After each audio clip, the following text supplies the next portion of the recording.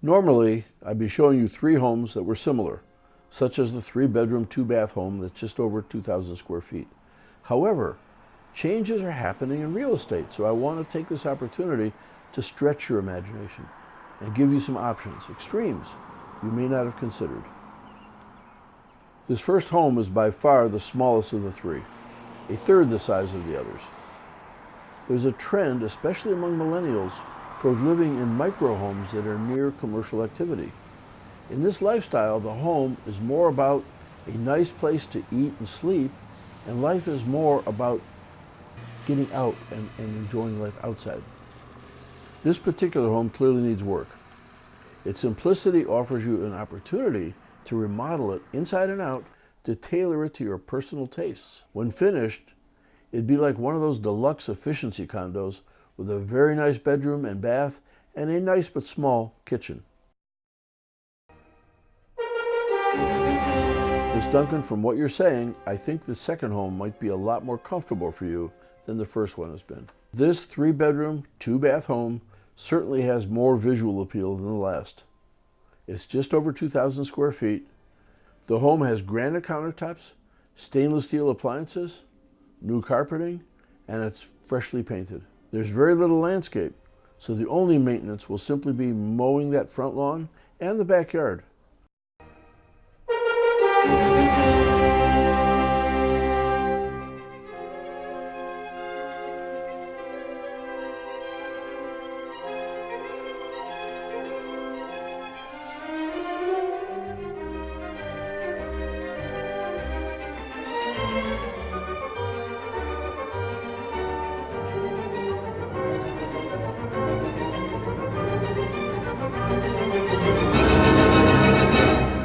Ms. Duncan, as you saw by the long driveway, the home does not front directly on the street. It's a lot quieter back here. As we went around the curve, we passed a community shared vegetable garden and a greenhouse. Many people have a couple parties a year for which they needed extra off-street parking. The home does not have a front lawn. Instead, it's landscaped with golden-tipped junipers and a couple of small ornamental trees. Let's walk in. The interior is a bit different. The center of this home is a kind of great room, which we call a garden atrium. The large skylight actually provides all the heat the house needs in winter. And when the house is closed up in summer or winter, the plants soak up the carbon dioxide we exhaled and give us a lot of oxygen. The home uses materials that don't off-gas, so between the plants and the materials, many residents lost their allergies, and people tend to sleep better in this oxygenated environment. Now for the master suite. As you can see, the wall to the atrium is glass with shades for when privacy is desired. I imagine it's really nice waking up each morning in the midst of this scenery. The dressing room is quite ample, and I like the skylight over the hot tub. Imagine every night lying back for a few minutes, relaxing and looking up at the stars. Finally, let me show you the porch. It's actually my favorite space in this house. This green porch overlooking the pond is a tranquil place. The owners have breakfast out here whenever the temperature permits, and they spend a lot of time out here chatting with friends, especially during rainstorms when it's even more relaxing. Looking at the other homes surrounding the pond, you'll notice they all have solar panels. The only utility bill the owners get is for phone, cable, internet, and that includes power for their electric cars. Notice also that all the homes have metal roofs, which last 75 to 100 years and withstand 99-mile-an-hour winds. This home is also just over 2,000 square feet. And while its square foot price is about the same, its operating costs are virtually nothing.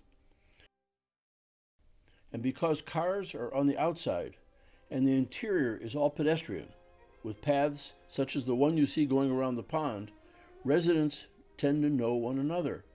It's become kind of a small community. Ms. Duncan, a home is usually the most expensive item we buy. We also invest parts of our life in it. What home makes the most sense to you? Wow, this place is incredible. I think the word my realtor used was tranquil. It is, but it's actually much more.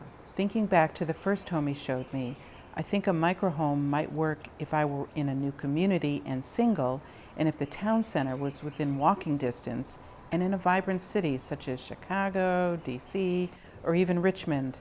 But I have friends here and I want a guest room or two. This city center is a drive, not a walk, from the first home. I just don't think I'm ready to make the necessary renovation commitment to a home like that. The second home was comfortable. The interior pictures my realtor showed me confirms what I'd expect. It's in good shape and it feels very much like my current home. It is so similar to what I am comfortable with, and it fits with the other homes on the street in the subdivision. I'm used to mowing the lawn, and I could create gardens plus a small veggie garden in the back. The third home is amazing. It feels like a resort and is drop dead gorgeous. The home is also very quiet, and I can't see into the other homes in the development because of the way it is designed. It has a great sense of privacy. It would be almost a sanctuary for me to come home from work to a place as relaxing as this. I'd have to live here to believe the utility bills are as low as they claim. I could ask others who live here now what is real for them. I like the healthful aspects of the home, fewer chemicals and more oxygen, and the air does feel lighter here, so I believe there's better air quality. The plants, the air, and the layout all made me more relaxed as soon as I walked in. But it is so different from what I have lived with in the past. Well, I would not choose to buy the first home, but I'm torn between the last two. I know it would be comfortable in the second home, but this third home is intriguing. I always say I'm an environmentalist, and I keep saying I want to do more. But am I? I recycle and I bring my own bags to the supermarket, but am I comfortable standing out and being so different from my friends? How much am I willing to commit to the environment? This community is not only completely in sync with the environment, it has taken things a lot further with growing organic food, plus many already own electric cars. And it also appears to be delightful for people. Not one person who has moved in has moved out, so they must be happy here. The difference in lifestyle is moving me beyond my comfort zone, and it makes me a little uneasy. Am I willing to take a leap? I keep saying I want to be more environmentally conscious, yet, what am I really willing to do? Am I ready? What can I, as one person, do anyways? I remember one of my favorite quotes from Margaret Mead: "Never doubt that a small group of thoughtful, committed citizens can change the world. Indeed, it's the only thing that ever has." But am I really one of those people? This isn't just about money. It's about how I want to live my life moving forward. It's intriguing, but could I adjust? Part of me says I should be brave and go for it, try something new that is already being enjoyed by several families here. But a part of me says I should stay with what I know, with what I am used to, and wait until this kind of living becomes more established and more widespread. This is not an easy decision. It's a dilemma. What would you do?